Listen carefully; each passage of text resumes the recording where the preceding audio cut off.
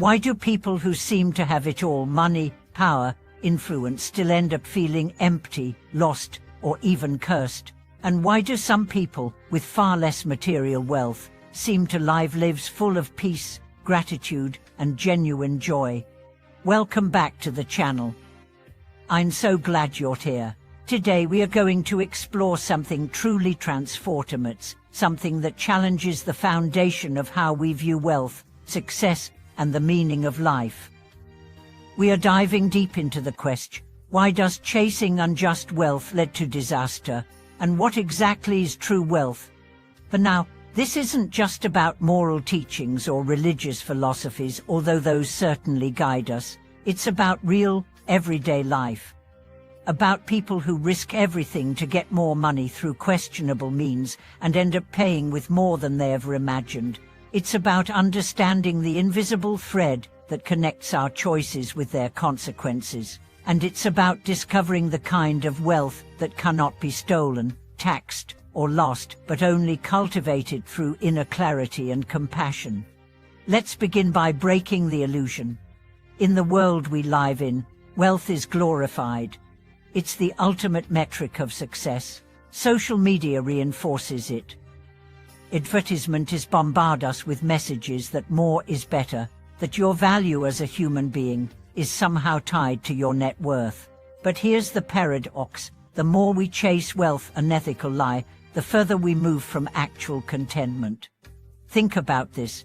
You steal, cheat, deceive, or exploit to gain money. Maybe at first, it feels like you've won. You're ahead, life looks good.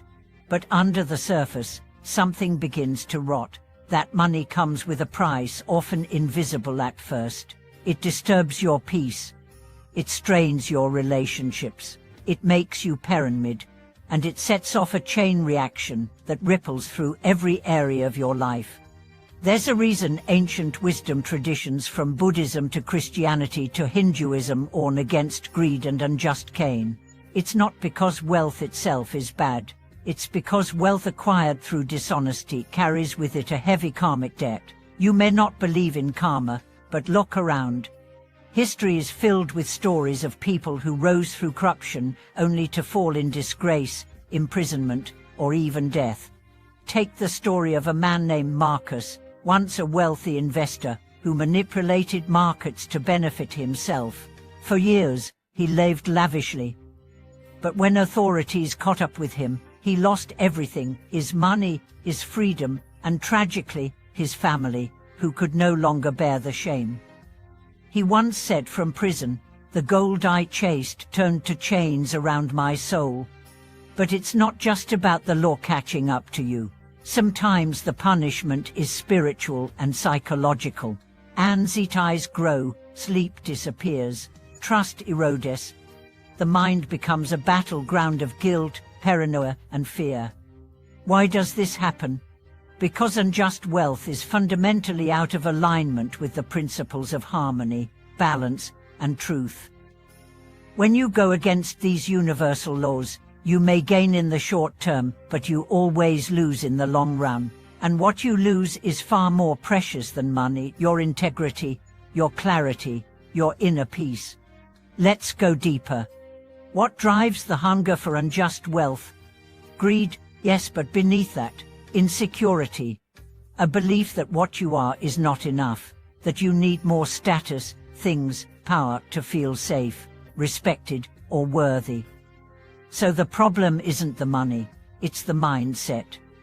A scarcity-driven, fear-rooted mindset that believes happiness is somewhere out there, just beyond the next big score. But true wealth doesn't operate that way. True wealth starts inside. It is the peace that comes from knowing you are enough, that you don't need to harm others to feel whole, that your soul is rich with compassion, discipline, and purpose. Let's talk about what true wealth actually looks like. It looks like health, physical, mental, emotional. It looks like meaningful relationships built on trust and love. It looks like purpose, a sense of waking up in the morning with clarity and drive that isn't tied to a bank account but to values and contribution. A truly wealthy person can sleep peacefully, smile sincerely, and give generously. They may or may not have millions, but they carry no burden of guilt, no fear of exposure, no need to prove their worth through possessions. Now consider this: can unjust wealth ever be passed down without consequence? Not really. Many spiritual traditions teach that the karma of greed and dishonesty doesn't die with the person, it trickles down to their children, sometimes manifesting in addiction, dysfunction, or spiritual emptiness. This isn't superstition. It's energetic inheritance. If you raise a family on stolen wealth, you feed them poison with golden spoons. Think of all the families that fell apart after inheritance battles, the legal wars, the mistrust, all from wealth that was supposed to make them secure. This is not security. This is a curse in disguise. But don't lose heart, because there's a way out. There's always a way back to balance, and it begins with integrity. When you earn honestly, even if slowly, you sleep well, you walk tall, your relationships flourish, your mind is clear, your conscience is clean. When you build with truth, you may not get flashy rewards immediately, but what you get is real, it lasts, and it brings blessings far beyond what money can buy. Let's look at what it means to create wealth ethically. First, you serve others. Whether you're a doctor, a teacher, an artist, or a shopkeeper, if what you do helps others, meets a need, or uplifts humanity, then your wealth is sacred. Second, you create with excellence. You pour your heart into your craft. You don't cut corners or manipulate results. You trust the process. You know that what grows slowly, grows strong. Third, you give back. Generosity is a sign of wealth, not just an action. You tithe, donate, mentor, support, because when your cup overflows, you don't hoard, you pour it into others' cups. And fourth, you understand contentment. You know when enough is enough. You enjoy your blessings without needing to flaunt them or compare them. You find joy in simplicity. Let me tell you a story of true wealth. There was a woman named Elena who ran a small herbal shop. She never became rich by worldly standards, but she healed people with her knowledge. She welcomed everyone into her store with kindness. She supported local farmers. She lived simply, never had debt, and was deeply respected in her town. When she passed away, hundreds came to her funeral. People wept not because they lost a businesswoman, but because they lost someone who had truly served life. That's wealth, that's legacy. That's real success. In today's world, we need a new definition of wealth, one that includes peace of mind, one that honors honesty, one that uplifts community, one that prioritizes inner abundance over outer appearance. So let me ask you, what are you chasing, and at what cost? If you are tempted to take shortcuts, ask yourself, is it worth your soul, your dignity, your family's future? And if you've made mistakes in the past, know this: redemption is possible. The moment you choose honesty, you are reborn. Every act of integrity rebuilds your life. Every ethical decision plants a seed of true wealth that will blossom in time. To everyone watching this video, I challenge you to look within. Define your wealth by how much peace you have when you close your eyes at night, by how much joy you bring to those around you, by how aligned your actions are with your values. That is wealth no one can take from you. Let's deepen our exploration by confronting a challenging question. What happens inside the heart of a person who gains everything through unjust means, only to lose the one thing that matters most, themselves? There's a silence that settles into the lives of those who have built their wealth on the suffering of others. It's not the silence of peace, but of internal collapse. When the applause dies down, when the doors close, when the noise of achievement fades, what remains is the echo of conscience. And conscience cannot be silenced with money. That inner voice knows the truth. Even when the world applauds your success, You can fool others, you can manipulate systems, but you cannot escape yourself. That's the quiet prison unjust wealth creates, a life lived behind the illusion of prosperity while spiritually impoverished. Let's talk about trust, the invisible currency of any life truly worth living. You might be able to buy influence, affection, even temporary loyalty, but you can never buy trust.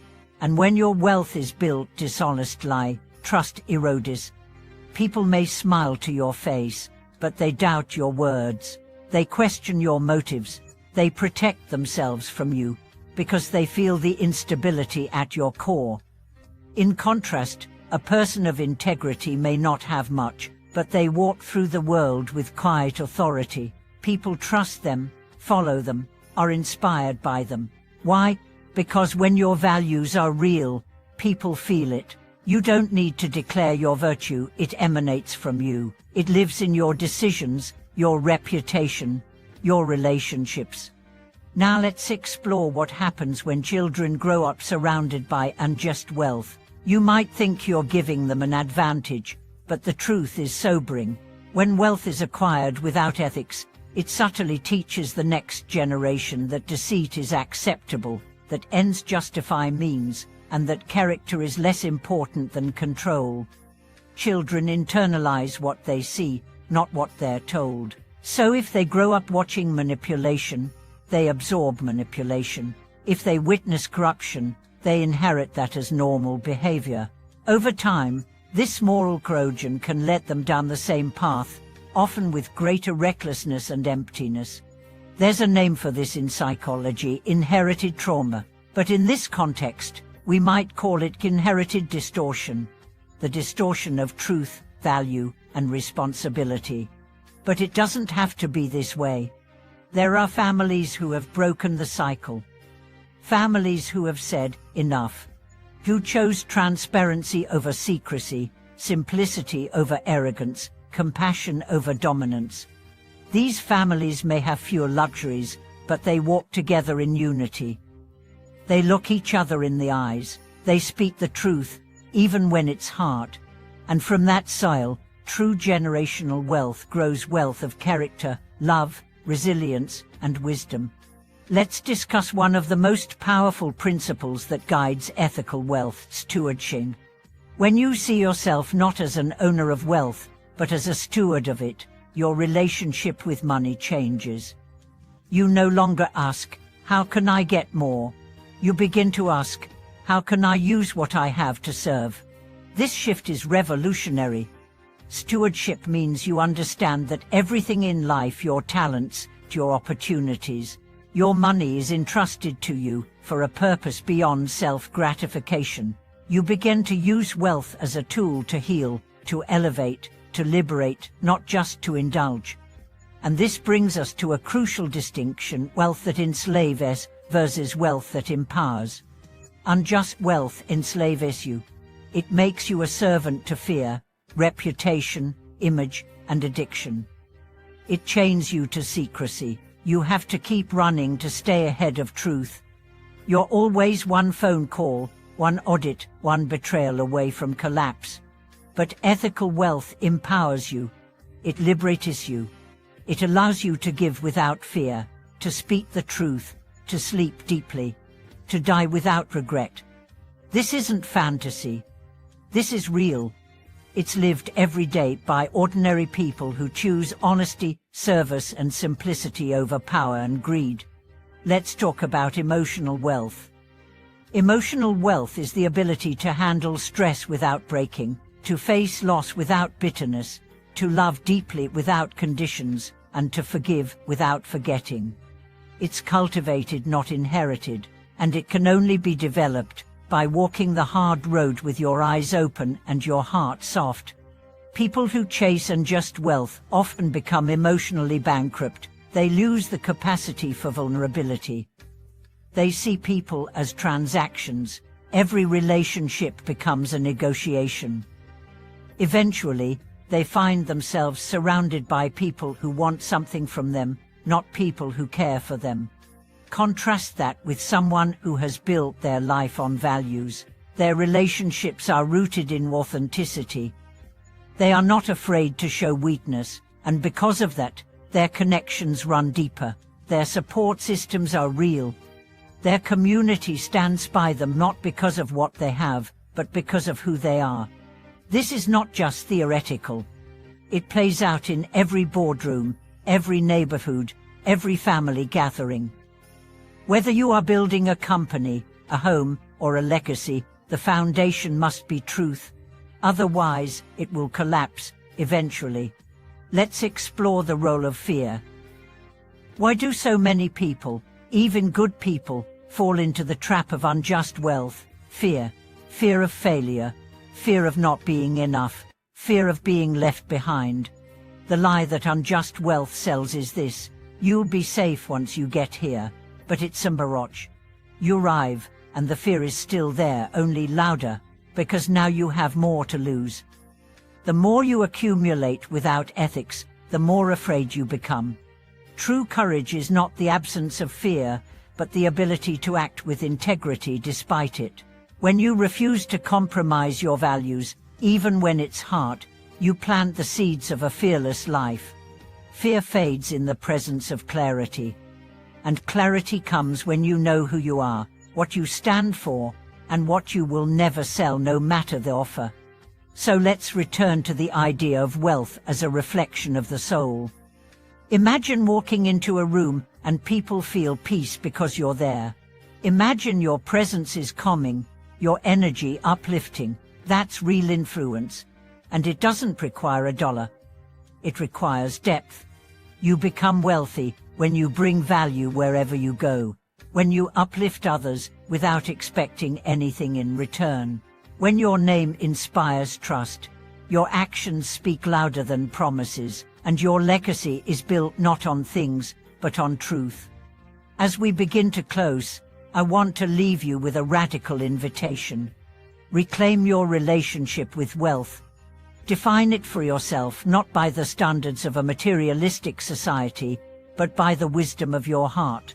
Ask yourself, do I feel proud of how I earn? Do I use my resources to build or to boast? Do I feel joy when I give? Do I leave people better than I found them? These questions are the compass that can lead you out of confusion and into clarity. You are not poor if you lack money. You are poor if you sell your integrity. And you are not rich if you hoard gold. You are rich if your soul is free, your heart is full, and your life blesses others. To everyone who's ever been tempted, understand this: temptation is not weakness. It is an opportunity. Every time you say no to shortcuts, you say yes to your higher self.